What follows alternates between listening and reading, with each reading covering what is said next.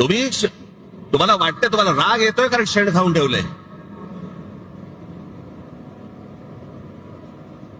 सगळ्यांना माहितीये, महाराष्ट्रातल्या अगदी गल्ली गल्लीमध्ये सगळ्यांना माहितीये की ही सत्ता कशी आली, ती कशा प्रकारची सत्ता आणली जात आहेत, कशा प्रकारचं राजकारण सुरू आहे.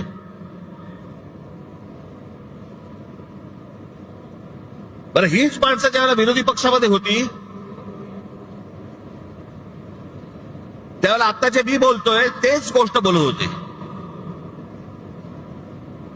सत्तेमध्ये ज्यावेळेला वेगळे असतात आणि ही आता सत्तेतले ज्यावेळेला विरोधी पक्षामध्ये होते त्यावेळेला काय बोलले, माझ्याकडे एक नरेंद्र मोदींचं माझ्याकडे एक भाषण आहे आसाम मधलं,